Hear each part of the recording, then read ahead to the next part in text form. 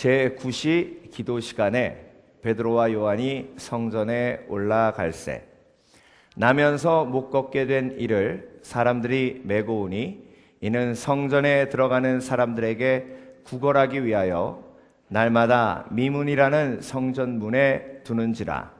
그가 베드로와 요한이 성전에 들어가려 함을 보고 구걸하거늘 베드로가 요한과 더불어 주목하여 이르되 우리를 보라 하니 그가 그들에게서 무엇을 얻을까 하여 바라보거늘 베드로가 이르되 은과 금은 내게 없거니와 내게 있는 이것을 내게 주노니 나사렛 예수 그리스도의 이름으로 일어나 걸으라 하고 오른손을 잡아 일으키니 발과 발목이 곧 힘을 얻고 뛰어서서 걸으며 그들과 함께 성전으로 들어가면서 걷기도 하고 뛰기도 하며 하나님을 찬송하니 모든 백성이 그 걷는 것과 하나님을 찬송함을 보고 그가 본래 성전 미문에 앉아 구걸하던 사람인 줄 알고 그에게 일어난 일로 인하여 심히 놀랍게 여기며 놀라니라.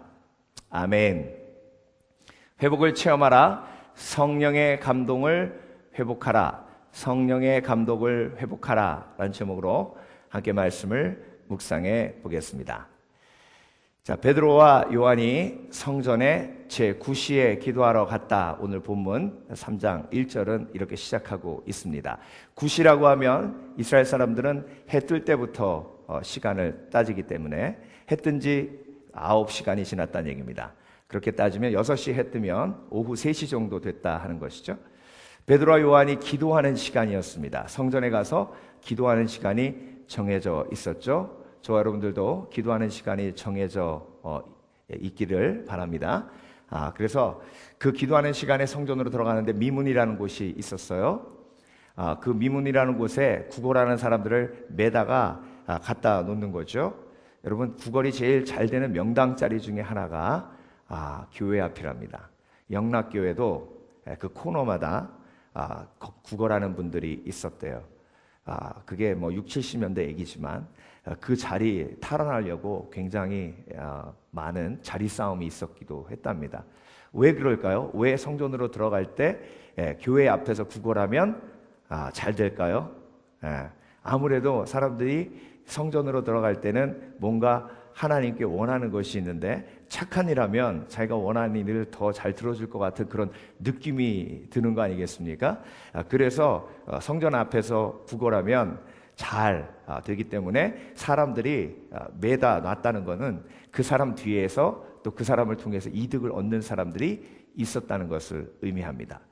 그런데 중요한 건 제9시에 베드로와 요한이 성전으로 기도하러 갔다는 것은 매일매일 반복되는 일이었다는 것을 알 수 있습니다. 그러니까 매일 마주쳤던 사람이에요. 성전 미문 앞에서 구걸하던 사람은 매일 그 자리에 있었고 베드로와 요한도 매일 그곳을 지나다녔던 사람입니다. 그런데 중요한 건 오늘이 어제와 다른 이유는 뭐냐면 오늘은 그들에게 베드로와 요한이 다가갔다는 거예요. 그래서 그 사람이 베드로와 요한에게 한 푼만 줍시오라는 말을 가까이에서 할 수 있었던 일이 벌어졌다는 거죠. 자, 그렇다면 여러분, 사도행전의 큰 주제가 뭐냐면 성령이에요. 사도행전 1장에 오순절 성령이 임하죠. 그리고 사도행전 2장에는 베드로가 성령의 감동에서 설교하는 장면이 나옵니다. 그리고 3장이에요. 그러니까 3장의 주제도 성령으로 이어지는 거예요. 자, 우리가 여기서 포커스를 맞춰야 될 부분이 뭐냐면 여기에 성경의 의도가 있어요. 매일 9시에 기도하러 갔던 베드로와 요한이 그날은 그 성전 미문에 앉아있던 구걸하는 안진뱅이, 날 때부터 앉아있는 안진뱅이에 가까이 갔다는 거죠. 왜 갔을까요? 매일 똑같은 그대로 있었던 사람인데 그날은 왜 다가갔을까요? 왜 다가갔을까요? 맞아요. 그날 유독 성령께서 가라고 하신 거예요. 유독. 그러니까 여러분, 하나님의 때가 있고요. 그 때를 아는 역사는 성령께서 하시는 거예요. 그래서 그날 유독 성령의 감동이 있어서 베드로와 요한이 그 감동에 순종해서 그에게 다가갔더니 간절히 구걸하는 거예요. 그러니까 베드로와 요한이 한 말이 뭐예요? 금과 은은 내게 없거니와 내게 있는 예수 그리스도 이름으로 명하노니 일어나 걸어라. 네. 금과 은은 내게 없거니와. 그럼 금과 은은 없으면 뭐만 있어요? 뭐만 있어요?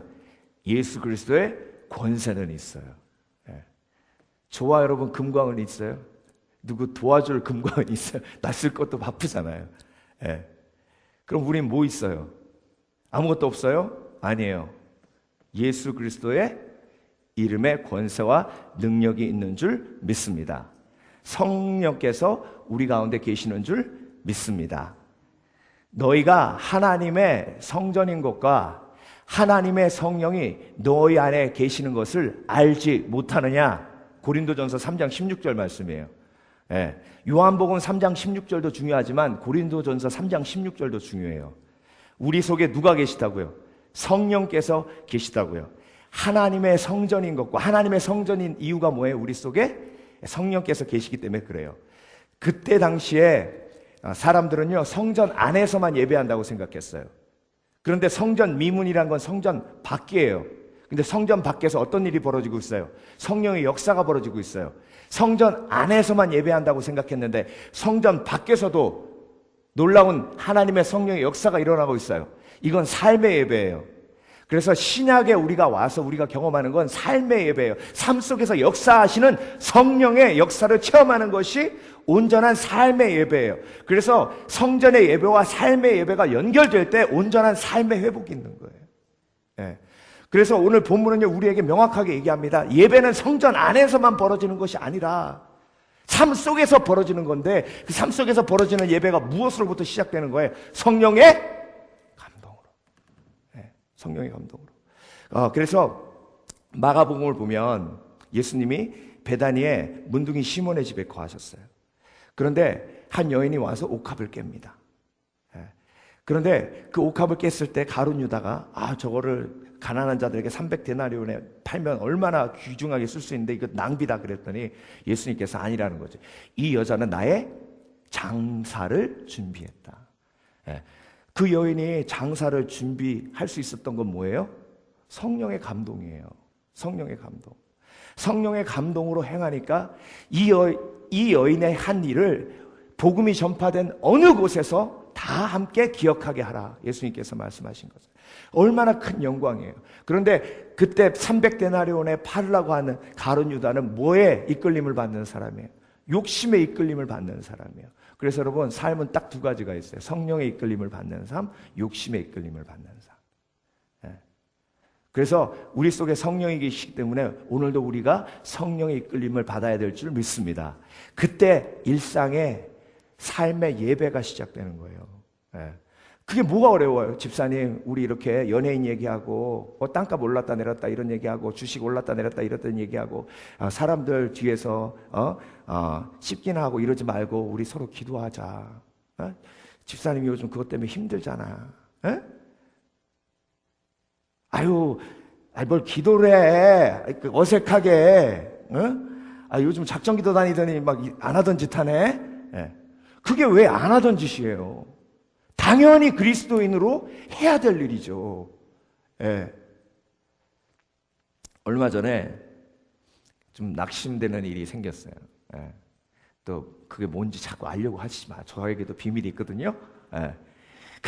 참 낙심돼가지고 아침에 애들을 데려다 주는데 보통 차 안에서 좀 대화를 하려고 노력하는 편인데 아무 말 안 하고 가가지고 아들 내려주고 이제 딸 내려주려고 딱 도는데 뒤에서 반설이 아빠, you forgot prayer. 기도를 잊어버렸다는 거예요. 그래서 미안해. 근데 오늘은 아빠가 좀 기도할 마음이 아닌데 네가 나 위해 기도할래? 그랬더니 오케이. 그러는 거예요. 그러면서 걔가 뭐라고 기도하냐면 하나님, 아빠가 feel not good이에요. 지도 아는 거예요. 어떻게 알더라고. 그런데 feeling good 하게 해주세요. 그리고 엄마도요. 그러는 거예요. 그거 딱 기도하는데 갑자기 마음속에 기쁨이 이렇게 피어나면서 걔 기도도 파워풀하더라고요. 예, 파워풀하더라고. 예. 그때 아빠가 뭐 좀 기분이 그러니까 네가 기도할래 했을 때 걔가 기도를 안 했다면, 그렇죠? 예. 그래서 여러분 일상의 성령의 감동은요 기도로부터 시작이 됩니다. 예. 집사님 기도하자. 우리 기도해요. 내가 기도는 잘 못하지만 우리 손잡고 기도하자.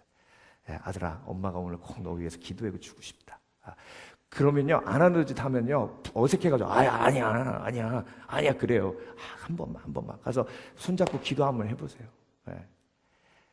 그때 그 속에 회복이 일어나는 거예요. 여러분 안전뱅이가 일어나는 건요 사실 많은 영적인 의미가 포함되어 있습니다. 영적인 안전뱅이들이 얼마나 많은데요. 영적인 안전뱅이가 뭘 못해요? 일어나서 걷는 걸 못해요. 영적인 안전뱅이들은요 인커리지하는 말을 못해요. 칭찬하는 말을 못해요. 그 쉬운 집사님 오늘 얼굴이 이렇게 밝아요. 이 말 한마디를 못해요. 이게 사랑해라는 말도 사랑해라는 말도 못해. 그게 영적 안전뱅이에요. 나 원래 못하는 게 어딨어. 이 말에서 하면 되지. 그거냐 묶여있는 거예요. 영혼이 묶여있는 거예요. 영적 안전뱅이를 일으키게 하는 게 뭐예요? 기도예요. 감사하지 못하는 사람이 있어요. 정말 하고 싶어도 못하는 사람이 있어요. 묶여있어서 그래요. 예수님이 이 땅에 오신 건 묶인 자, 억눌린 자, 포로된 자를 자유케 하러 오신 줄 믿습니다. 그 역사가 성령을 통해서 나타나는 거예요. 그래서 일상 속에서 내가 성령의 감동을 회복하면 그 일상이 지루하지 않아요. 그 일상에서 새로운 일들이 벌어지기 시작하고, 그래서 오늘 안준뱅이가 일어나는 일을 통해서 안준뱅이가 어떻게 됐는지 아세요? 제일 먼저 성전 안으로 뛰어갑니다. 성전 안에서 찬양하고 하나님을 예배해요. 그 성전 밖에서 얼마나 그 안전뱅이가 하고 싶었던 게 뭐예요? 사람들 부러워한 거예요. 가면서 부럽다. 나도 예배하고 싶다. 나도 저 안에 들어가서 예배하고 싶다. 이 바깥에서 구걸하지 않고 저렇게 예배하고 싶다. 그랬는데 기도 한 번에 일어나서 그렇게도 하고 싶었던 예배 하게 되는 거죠. 여러분 우리가 삶 속에서 성령의 감동에 힘입어서 성령의 감동에 힘입어서 기도하기 시작하면 이런 놀라운 일들이 삶 속에서 벌어지기 시작해요. 성전 안에서도 예배지만 성전 밖에서도 예배고, 삶의 예배와 성전의 예배가 온전히 일어났을 때 구원의 역사가 일어나는 거예요. 그러고 나서 베드로가 성전 안으로 들어가니까 사람들이 솔로몬의 행각에 모이기 시작하는데 그때 베드로의 두 번째 설교가 선포됩니다. 그래서 여러분 사도행전은요 예배의 회복을 말씀해 주고 계세요. 성전에서 껍데기 예배만 드렸어요. 성령이 없는 예배만 드렸어요. 그런데 베드로와 요한이 성령 충만하고 성령을 받고 성령의 행함이 있으니까 그 성전의 예배도 함께 회복되는 거예요. 여러분 우리가 가장 회복해야 할 것이 예배이고, 가장 회복해야 할 것이 생활의 예배, 삶의 예배며, 삶의 예배 속에 핵심이 되는 것은 기도인 줄 믿습니다. 내셔널 버스라라는 책이 있어요. 로렌 커닝햄 목사님, YM의 파운더시죠. 이분의 책은 많은 성령의 역사의 능력이 기록되어 있습니다. 러시아의 한 선교사님의 간증인데요. YM 선교사들이 전 세계 200개국에 파송되어 있기 때문에 각 나라에서 벌어지는 일들을 선교사님들이 와서 보고하는데요. 러시아가 공산화 속에 한참 사람들을 숙청하고 있을 때 감옥들이 그렇게 많았대요. 그런데 종교를 전파한다는 그 죄명하에 그 목사님이 옥에 갇히게 됐는데요. 옥에 갇혀서 너무 억울하고 힘들어서 하나님 앞에 기도하던 중에 하나님이 성령의 감동으로 그 감옥 안에 최고 악명 높은 죄수 한 명을 놓고 기도하라고 하시더랍니다. 근데 악명이 높은 이유가 살인자고, 두 번째 너무 포악하기 때문에 간수들도 가까이 가기 힘든 사람이었대요. 그런데 하나님이 그 사람을 위해 뭐 하라고 하셨다고요? 기도하라고 하시는 거예요. 근데 12시간 노동을 하는데요. 12시간 노동을 하는데, 노동을 하면서 그 사람을 위해 기도하는데 또 감동을 주신 게 뭐냐면 금식하며 기도하라고 하시는 거예요. 여러분 12시간 노동하는데 금식하고 기도한다는 게 그게 보통 어려운 일이 아니잖아요. 예, 금식을 안 해보셔서 모르시나? 예, 어려워요. 예. 근데 그 감동에 힘입어서 금식하면서 기도하는데 기도할 시간이 없어서 다른 사람들 잘 때 구석에서 두 손 모으고 조용히 간절히 그 사람을 위해 기도하는 거예요. 기도하고 그렇게 한 달을 기도하는데 누가 뒤에서 툭툭 두드리더래요. 밤에 딱 봤더니 그 사람이 잠도 없는 거예요. 포악한 사람이 막 포악한 눈으로 뭐해 그러더래요. 소름이 쫙 끼쳐 돌아보면 뭐해 두 번 물어보는데 난 당신을 위해 기도하고 있습니다. 왜 당신 날 위해 기도해? 하나님이 당신을 만져주시더라고. 그랬더니 눈빛이 변하더래요. 그러고 나서 일주일 있다가 그분이 예수님을 영접했대. 근데 놀라운 건 그 사람이 변화된 거예요. 예수님 영접하고 그렇게 포악했던 사람이 순한 양이 된 거예요. 그러니까 교도소장이 그 목사님을 불러가지고 당신이 기도해서 이 사람이 이렇게 변했다는데 그게 사실이냐고 물어보더래요. 나는 하나님을 안 믿는데 당신이 기도해서 그렇다고 하니까 그러면 앞으로 포악한 사람들 한 명씩 붙여줄 테니까 계속 기도하라고. 그래가지고 그때부터 기도 사역이 시작돼가지고 12시간 일하던 게 4시간으로 줄고 나머지는 다 기도한 거예요. 근데 중요한 건 1년 내에 그 교도소가 완전 다른 분위기로 바뀌어버린 거예요. 그런데 그 소문이 다른 교도소에 나가지고 그 교도소보다 더 포악한 죄수들이 많은 교도소로 옮긴 거예요. 조건이 뭐냐면 당신이 저쪽 교도소에서 일으킨 일들을 똑같이 여기서 일으키면 당신 가석방 시켜주겠다. 그래가지고 목사님이 이쪽 교도소로 가서 똑같이 제일 흉악한 죄수 위에 기도하는데 그때 하나님이 만져주시고 변화시켜주시고 그래서 똑같이 그 교도소에서 1년 있다가 완전 놀라운 하나님의 성령의 역사가 일어난 거예요. 근데 중요한 건 1년 그러고 나니까 가석방을 시켜주겠다고 한 거예요. 근데 그 목사님이 와이프한테 편지를 쓰는데 여보, 당신과 아이들을 위해서는 내가 가석방 되어서 나가야 되겠지만 내 속에 계신 성령께서 이곳에서 계속 복음을 전하라 하시니 그 성령의 감동에 순종해서 나는 가석방을 포기하고 계속 이곳에서 복음을 전하겠어. 그 소식을요 러시아에 있던 선교사님이 들어와서 로렌 커니 목사님한테 얘기해 준 거예요. 그 목사님은 그 얘기를 듣고 내신을 보수라는 책에 쓴 거고 그건 저는 그 책을 읽고 여러분들께 간증하는 거고 전 세계에서 여러분 성령의 역사가 쉴 새 없이 이렇게 계속 벌어지고 있는 줄 믿습니다. 그들 속에 계신 성령님도 성령님이고 저와 여러분들 속에 계신 성령님도 성령님인데 우리의 일상은 매일 똑같이 아무 일도 벌어지지 않는 이유는 우리 속에 회복이 필요하다는 것을 의미하는 것입니다. 여러분 오늘도 만나는 사람 만나서 무슨 얘기 하실 거예요? 신세 한탄하실 거예요? 아니면 내 왕년에 살던 거 자랑하실 거예요? 아니면 미운 사람 같이 씹으실 거예요? 아니잖아요. 최소한 한 번 정도는 같이 기도하는 것이 성령의 감동에 순종하는 거 아니겠습니까? 그렇죠?